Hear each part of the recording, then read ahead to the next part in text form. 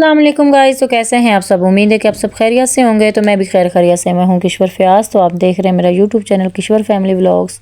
हमेशा की तरह जी व्लॉग शुरू होता है नाश्ते से। तो नाश्ते में आज क्या बन रहा था जी? अंडा फ्राई, जो कि मेरी बेटी कह रही थी कि अच्छा सा बनाना है, सफ़ेदी भी पकी हुई हो और जर्दी भी और अच्छा सा बन जाए। तो यहाँ पे जो उसकी पसंद का अंडा जो था वो बन गया था, और पराठे भी, और साथ में जो थी अचार था। और यहाँ पे नाश्ता कर रहे हैं, और आज आप लोगों के साथ टॉपिक भी शेयर करेंगे, और साथ ही ये घर के काम की रूटीन जो है वो भी शेयर करूँगी। आज हम एक ऐसे मौजू पर बात करने वाले हैं जो हर घर, हर फैमिली और हर औरत के लिए बहुत अहम है। पैसा बचाना, पैसा कमाना तो कोई भी कर सकता है, लेकिन असल चालाकी ये है कि इसे समझदारी से संभाला जाए। आज मैं आपको 10 ऐसे आसान प्रैक्टिकल असूल बताऊंगी जो अपनाने के बाद न सिर्फ आपके पैसे बचेंगे, बल्कि आपकी ज़िंदगी भी आसान और पुरस्कून बन जाएंगी। तो आइए शुरू करते हैं। नंबर 1 पर आता है हर महीने का बजट बनाना। बजट का मतलब अपना माहाना आमदन खर्चों को पहले से तय करना। ये देखें, अगर हम बगैर मनसूबाबंदी के खर्च करते हैं तो महीने के आखिर में ये समझना मुश्किल हो जाता है कि पैसा कहाँ गया। मिसाल के तौर पर घर का खर्चा 10,000 है, बिल 5,000 है, बचत 2,000 है, बच्चे और ज़रूरियात 3,000 है। इस तरह का बजट आप कंट्रोल और रहनुमाई देता है।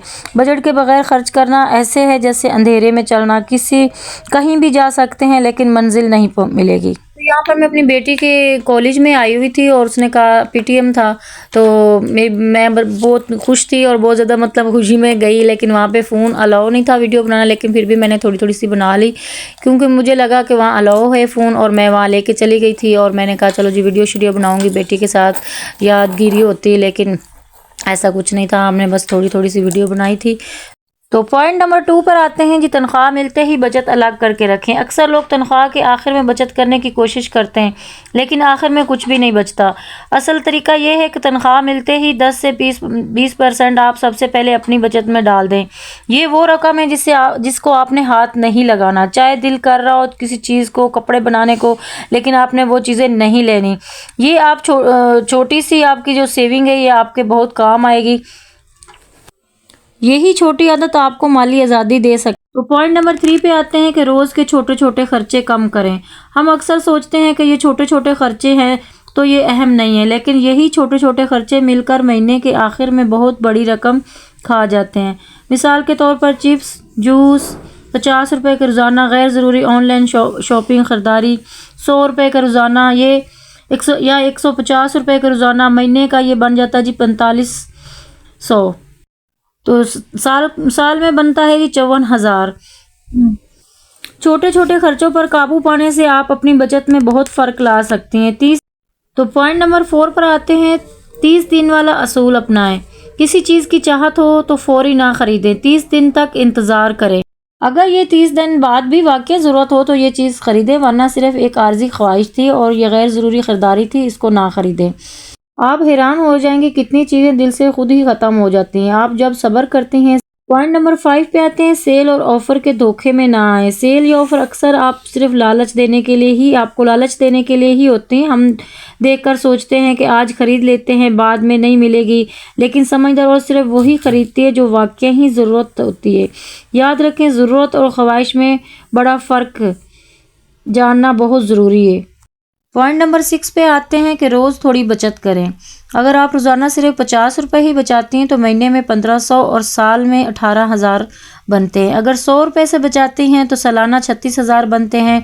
छोटी छोटी बचतें करके आप आगे अपने मुस्तकबिल में बहुत काम आ सकते हैं और बड़ा फ़ायदा दे सकते हैं।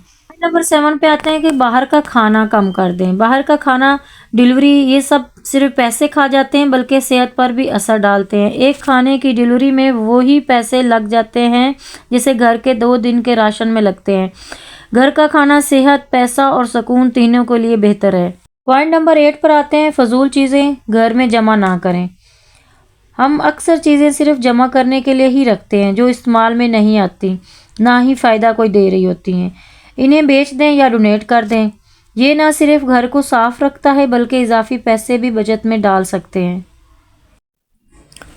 पॉइंट नंबर 9 पे आते हैं कि अचानक की खरीदारी से बचें। बाज़ार जाएं या शॉपिंग ऐप खोलें तो फौरी दिल चीज़ों पर रुक जाता है, लेकिन खुद को रोकें। सोचें, क्या वाकई ही ज़रूरत है या सिर्फ दिल की ख्वाहिश है?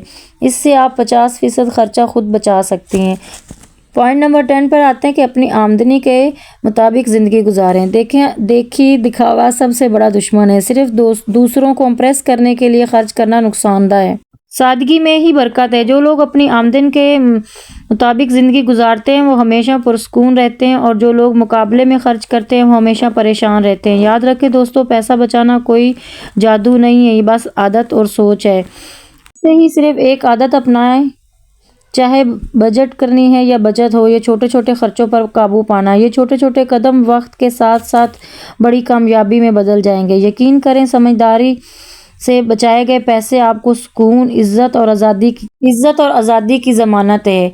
तो आज ही से अपनी आदत बदलें और देखें ज़िंदगी कैसे आसान और खुशहाल बनती है। ये थे जी कुछ पॉइंट 10 जो मैंने आप लोगों के साथ शेयर किए हैं। मुझे उम्मीद है कि आप इन पर अमल करेंगी और अपनी सेविंग करेंगी और अपनी ज़िंदगी में कामयाब होएंगी। तो यहाँ पर जी मैं अपनी सब्ज़ी वाली टोकरी साफ़ की थी और इसके नेट की जो जाली में है ना, वो मेरे पास पड़ी थी, तो वो मैंने काट कर इसमें डाल दी।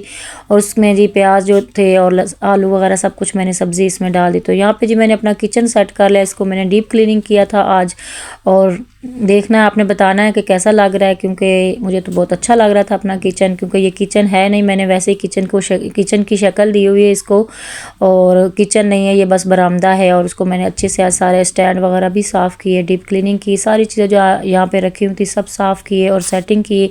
और सॉस पैन, फ्राई पैन जो थे वो मैंने ऊपर स्लैब पर रख दिए। तो यहाँ पर जी अच्छे से ये जो स्टैंड खड़ा था इसमें बहुत ज़्यादा मिट्टी आती है, क्योंकि ये ओपन घर है, खुला है, और जो झाड़ू वाले आते हैं इतनी मिट्टी आती है, झाड़ू लगाते हैं तो सारा डस्ट मिट्टी इनके ऊपर आती है। हालांकि मैंने इनके ऊपर जाली वाला कपड़ा और मलमल का कपड़ा भी बिछाया हुआ है। बर्तन वगैरह जब धो लेती हूँ तो इस तरह से उनको ना सारा ऊपर कपड़ा डाल के रख देते। तो यहाँ पर फिर भी इतनी ज़्यादा मिट्टी आ जाती है, क्योंकि ओपन घर है और सहन है तो मिट्टी बहुत ज़्यादा आती है। तो यहाँ पे जी हमारा किचन जो था अच्छे से साफ़ हो गया था, लेकिन फिर भी ये कुछ ना कुछ चीज़ें रह जाती हैं। तो ये स्टैंड जो था मैंने लगाया हुआ, यहाँ पे कप वगैरह रखते हैं, गिलास रखते हैं। ये 3 खानों वाला स्टैंड है। यहाँ पे मैं जो मतलब बर्तन कप वगैरह है, गिलास हैं और 2 टोकरियाँ हैं, चम्मच वाला स्टैंड है, वो रख देती हूँ। तो चैनल पर न्यू है तो सब्सक्राइब कर लीजिएगा और लाइक भी किया करें, और कमेंट में ज़रूर बताया करें कि आपको हमारी वीडियो कैसी लगती है। जो कमी पेशी होती है वो भी बताया करें, और सब्सक्राइब ज़रूर किया करें। मैं बहुत मुश्किल से वीडियो बनाती हूँ, लेकिन आप लोग ना लाइक करते हैं ना सब्सक्राइब किया हुआ चैनल को। अगर सब्सक्राइब करते हैं तो फिर वीडियो भी देखा करें, लेकिन आप लोगों ने सब्सक्राइब किया हुआ कुछ लोगों ने मुझे, लेकिन वो भी मेरी वीडियो नहीं देखते। तो यहाँ पे जी मेरा किचन जो था वो सेट हो गया था। यहाँ पे मैंने बॉल भी रख दी थी, टोकरियाँ सब्ज़ी वाली, और यहाँ पे प्यालियाँ हैं और पिर्च वगैरह वो भी रख दी थी, चम्मच वाला स्टैंड था वो भी रख दिया। और यहाँ पे जी सारे मैंने डब्बे हैं जो कि हम सालन वगैरह में इस्तेमाल होते हैं, वो सारे इधर रख देती हूँ ताकि ज़रूरत के टाइम हमारे काम आ सके।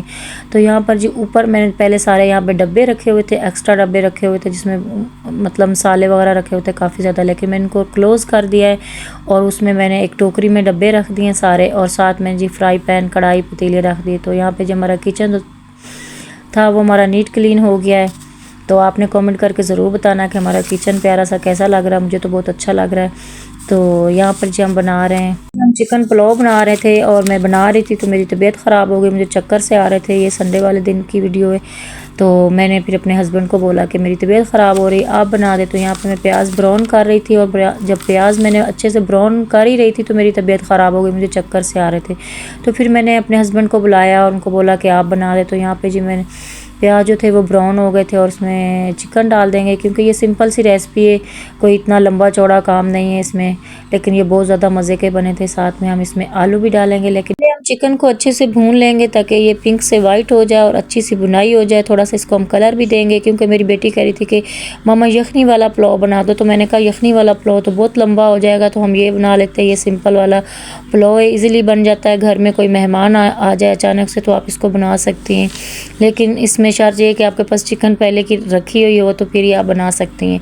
तो यहाँ पे जी हमारा जो चिकन था ना वो अच्छे से पिंक से वाइट हो गया था, और इसमें मैंने डाल दिया अदरक लहसुन का पेस्ट, जो कि साथ में हरी मिर्चें भी डाली थी, उसको पीस लिया था। और हम फ्रेश ही अदरक लहसुन पीसते हैं, हम बना बना के डब्बे भर कर नहीं रखते जी, उसका जायका जो है वो मुझे बिल्कुल अच्छा नहीं लगता। और जो चीज़ ताज़ा और फ्रेश में मज़ा है वो बासी और फ्रोज़न में नहीं होता। तो मैं तो यही कोशिश करती हूँ कि चीज़ें जो है ना बिल्कुल ताज़ा और फ्रेश हो। सब्ज़ी भी हमारी यही होती है रूटीन वाइज़ के रोज़ाना ताज़ी सब्ज़ी लेके आएँ, क्योंकि सब्ज़ी ही तो खानी होती है और वो भी हम बासी ताज़ी खा लें तो बस जायका सी लगती है, मज़े की नहीं लगती। तो यहाँ पे जी मैंने टमाटर भी कटिंग करके डाल दिए थे और हरी मिर्चें फिर से थोड़ी सी डाल दी थी, क्योंकि बच्चे कह रहे थे थोड़ा सा स्पाइसी बनाना है मम्मा, क्योंकि कभी कभी बच्चों का दिल करता है ना कि तेज़ मसाले वाला अच्छा सा चटपटा सा पुलाव हो। तो हम वैसे ही बना रहे थे, क्योंकि वो तो पहले मेरी छोटी वाली बेटी कह रही थी कि यखनी वाला पुलाव बनाना, लेकिन हमने कहा था जी यखनी वाला पुलाव नहीं बनता, क्योंकि मेरी तबीयत ख़राब हो गई थी। इसलिए फिर मैंने इनके पापा को बोला कि तुम बना लो। तो यहाँ पर जी उन्होंने नमक डाल दिया है। तकरीबन हमारे चावल जो थे 2.5 गिलास थे और उसमें हमने 3 चम्मच नमक डाल दिया है। और यहाँ पे मैंने लाल मिर्च का पाउडर डाल दिया और साथ में हल्दी भी डाल दी थी। हालांकि मैंने उनको मना किया था कि हल्दी ना डालना, लेकिन वो भूल गए थे, उन्होंने हल्दी भी डाल दी। और मैंने उनको कहा था कि वो हल्दी से ये होता है ना कि वो पीले पीले से चावल होते हैं, लेकिन वो पीले से चावल अच्छे नहीं लगते, ज़्यादा ब्राउन से चावल जो थे आज हमने वो खाने थे, लेकिन उन्होंने डाल दिए। खैर क्या कर सकते हैं, अब जो डल गया वो डल गया है। अब इसमें इन्होंने डाल दिया गरम मसाला का पाउडर और साथ ही जी डाल देंगे कुटी हुई मिर्च डाल दी थी थोड़ी सी तक, क्योंकि इससे भी बहुत अच्छा जायका आता है और बहुत मज़े का पुलाव बनता है। तो यहाँ पे इसको अच्छे से भून रहे हैं ताकि टमाटर जो हैं वो भी गल जाए और मसाला जो है वो भी अच्छे से भुन जाए। तो अच्छे से भुनाई करके फिर इसमें थोड़ा सा इन्होंने पानी डाल दिया ताकि जो मसाला है हमारा वो भी गल जाए और चिकन तो वो भी गल जाए। लेकिन चिकन तो अभी और गलनी है और चावलों में भी पकनी है, तो इसलिए इसको यहाँ पर थोड़ा सा मसाले को पका रहे हैं ताकि अच्छे से ये पक जाए।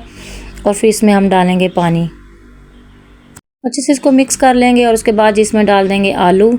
और मसाला अच्छे से भुन गया था और उसके बाद जी हमने डाल दी थी आलू। और आलूओं की शेप मैंने थोड़ा सा लंबाई में काट ली थी। मैंने कहा थोड़ा सा डिफरेंट करके बनाते हैं जी, मज़ा आता है इस तरह से चीज़ें ना थोड़ी सी चेंज करके बनाएं तो बच्चे भी खुश हो जाते हैं कि मम्मा ने ज़रा आज डिफरेंट स्टाइल में बना दी चीज़। तो यहाँ पे जी हमने थोड़ी सी इसके अंदर बंद गोभी भी डाल दी थी, क्योंकि वो भी पड़ी हुई थी। जिस दिन शवारमा बनाया था मेरी बेटी ने तो उस दिन की पड़ी हुई थी, तो मैंने कहा क्या इसको वेस्ट करना, ये भी डाल देते हैं क्योंकि इससे जायका बहुत अच्छा आएगा और मज़े के बनेंगे चावल जो है हमारे। तो यहाँ पे अच्छे से जी बुनाई शुनाई हो गई थी और इसके बाद जी हम इसमें डाल देंगे पानी। तो पानी हमने इसमें डाल दिया था 3 गिलास। इनको बॉयल आ गया और थोड़ा टाइम हमने चिकन और आलू को पका लिया था। और उसके बाद जी हमने जो चावल थे वो आधा घंटा पहले भिगो के रखे हुए थे। अगर चावलों को थोड़ा टाइम पहले भिगो के रख दें तो वो बहुत अच्छे बनते हैं और फूलते हैं। तो यहाँ पे मैंने चावल सारे डाल दिए और अच्छे से इसको मिक्स कर लेंगे। यहाँ पे अगर आपने चेक करना है नमक मिर्च तो चेक कर सकते हैं। नमक वगैरह वैसा हमने तो पूरा डाल दिया था, लेकिन अगर कोई बिगनर बना रहा है तो यहाँ पर नमक चेक कर लें और कम हो तो आप ऊपर से और डाल दीजिएगा, वैसे तो पूरा ही डाला था। तो यहाँ पे जी हमारे चावल जो थे वो तैयार हो गए हैं और इसको दम लगाएंगे। और यहाँ पे अच्छे से मैं मिक्स कर रही थी कि नीचे से लगे तो नहीं है। मैं थोड़ा टाइम लेट गई थी, फिर मैं उठ के आ गई थी। वही वाली बात है, जब तक हम खुद औरतें काम ना करें तो हमें भी सुकून नहीं आता। तो यहाँ पे जी हमारा दम जो था वो लग गया था चावलों को और यहाँ पे जी मज़ेदार सिंपल सा हमारा पुलाव जो था वो तैयार हो गया था घर पर ही, बहुत ही टेस्टी। और यहाँ पे मैं जी प्लेटों में सर्व कर रही हूँ अपने बच्चों के लिए, अपने हस्बैंड के लिए। आपने भी कमेंट में बताना है कि आपको ये पुलाव की रेसिपी कैसे लगी और ये पुलाव कैसा लगा, शक्ल से कैसा लग रहा है, क्योंकि आप लोग खा तो सकते नहीं, काश के खा सकते कि मैं आप लोगों को टेस्ट कराती कि ये कितने मज़ेदार बने थे। खैर बहुत ही मज़ेदार बने थे। फिर मैं जी एक डब्बा अपनी सिस्टर के पास भी ले गई थी, क्योंकि उसको भी पुलाव बहुत ज़्यादा पसंद है और वो मुझे कह रही थी कि आप ही मेरे लिए भी पुलाव लेके आए। तो फिर हम दोनों ना डब्बे में डाल के उसके घर में गए उसको देने के लिए। तो यहाँ पर जी हमारा छोटी सी टेबल जो थी वो माशाल्लाह से लग चुकी थी और साथ में जी हमने बनाई थी चटनी, हरा धनिया, पुदीना और हरी मिर्च की दही के साथ। ये जी हमें बहुत ज़्यादा पसंद है चटनी, इससे बहुत ज़्यादा मज़ा आता है। तो यहाँ पे जी हमने अपनी अपनी प्लेटों में खा रहे हैं बैठ के, बच्चे भी और मैं भी। अच्छा लगा जी हमारा आज का व्लॉग और आज की टिप। उम्मीद है कि जी अच्छी लगेगी। अच्छी लगी हो तो लाइक सब्सक्राइब ज़रूर कीजिएगा। चैनल पर न्यू है तो सब्सक्राइब कर लीजिएगा और बेल आइकन को भी प्रेस कर लीजिएगा। अगर अच्छी लगी है तो लाइक और कमेंट ज़रूर किया करें। अपना और अपने प्यारों का बहुत सारा ख्याल रखिएगा। मुझे दुआ में याद रखिएगा। अल्लाह हाफिज़।